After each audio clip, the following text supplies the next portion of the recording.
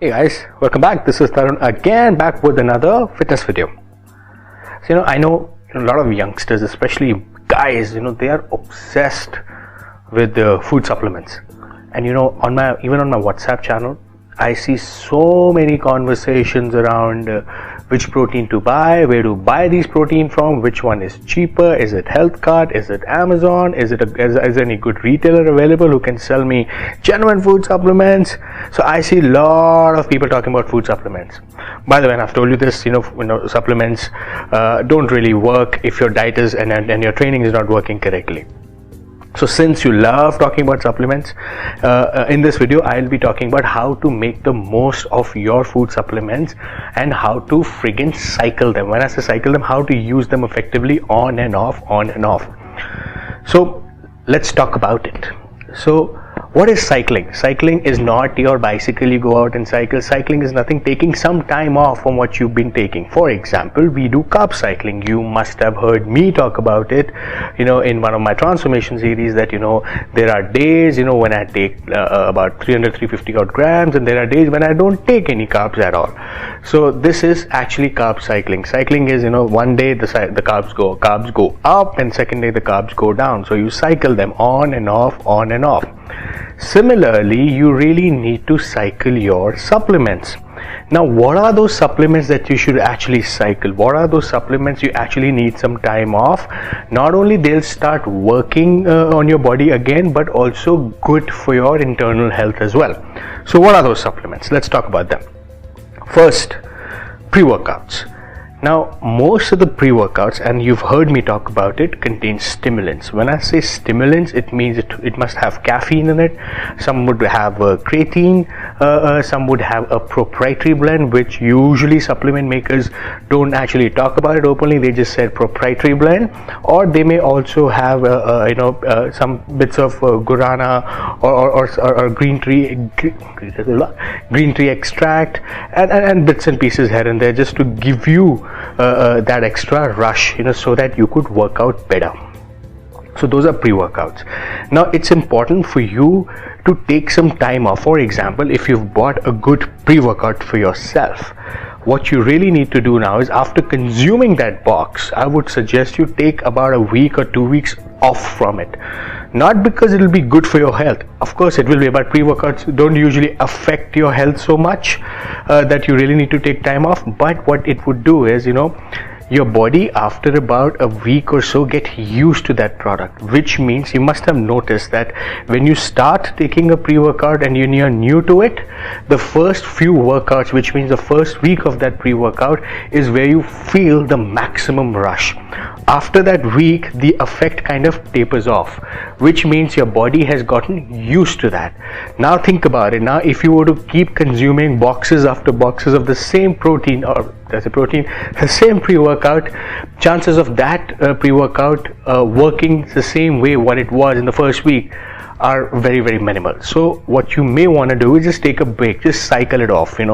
Take a box, try it out for 3 weeks, and a week or two just don't take any pre-workout. Now when you want to buy a new pre-workout for yourself, you may want to go for a different brand, or you may want to go for a different blend. For example, if you were buying BPI, you can buy, let's say Assault, or you can buy any other different brand and a different supplement pre-workout altogether, so that it works differently for yourself. Now that's for the pre-workouts. Second are the fat burners.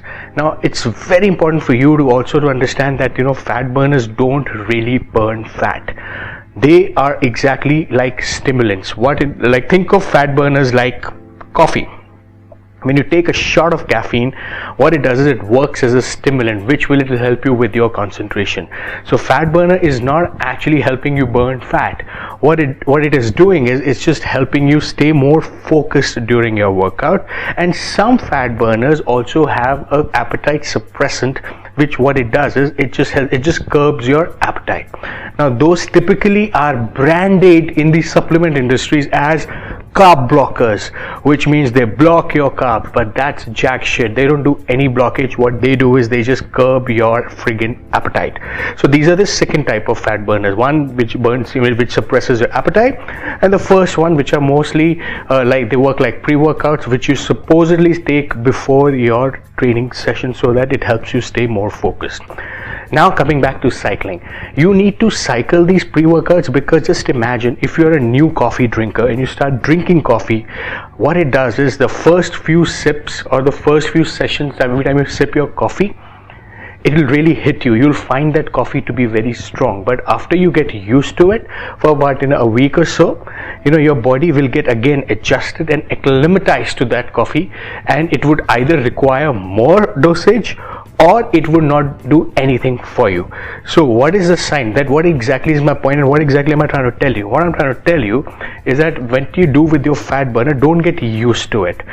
Try working out without a fat burner as well. So I'm not saying don't take any fat burners. Me saying it won't help you, because I know you're still going to talk about on the group, in the WhatsApp group or everywhere, that which is the best fat burner. Keep doing that, guys. But what I'm saying is, take it the way it should be taken, so that you get the maximum benefit out of it. So cycle your fat burners, and again, as I said, take different brands. Don't stick to the same brand. What will happen is, we got to go for the same brand, chances of you getting exposed to different blends and different brands, you're limiting yourself. Two, for all you know, if you take 2-3 fat burners of the same company and you've consumed those boxes or those pills, what if they're fake and they don't do anything to you? So chances of you getting exposed and chances of you buying or getting your hold on an original product are a lot higher if you keep changing brands of fat burners. So if you get the genuine one, hey, and the best way to figure out if the fat burner is genuine is if you take it as a pre-workout and go for that session. If you sweat a little extra, if you have that energy little extra, if you feel that focus little extra, which means that you've taken the right product. It works exactly like coffee. So remember these 3 parameters. Number 3, protein powders. Now protein powders, you really don't need to cycle them. You can actually have them year round, simple for the fact because they're natural, there's a milk byproduct. But however, what you may want to do with protein is keep changing brands, because every protein comes with a different blend. So some protein will have a blend of concentrate, some protein will have a blend of concentrate and isolate peptides put together. Some proteins, a blend will have about a little bit of casein, also a little bit of egg protein, some bit of concentrate too. So what it'll do is, when you try different kinds of protein, you will exactly know what works for you rather than sticking to one brand. So I always tell this, you really don't have to take one brand all the while. I know some protein powders are really tasty and you are kind of urged towards them and buying them, but hey, you can't just give in to your taste, and protein powders are not meant to be tasty. You're taking it more for a nutritional purpose rather for a taste purpose. If you really want to have a chocolate shake, you would not look for a whey protein powder. You would actually go and have chocolate shake. So don't give in to those tastes. Keep trying different variety of protein burners for yourself. So protein powders, the only way to cycle them is to keep changing brands. You really don't have to give a break. If you're a vegetarian like me, oh man, your options of getting proteins are very, very limited. So I don't cycle my protein. I take it all 12 months.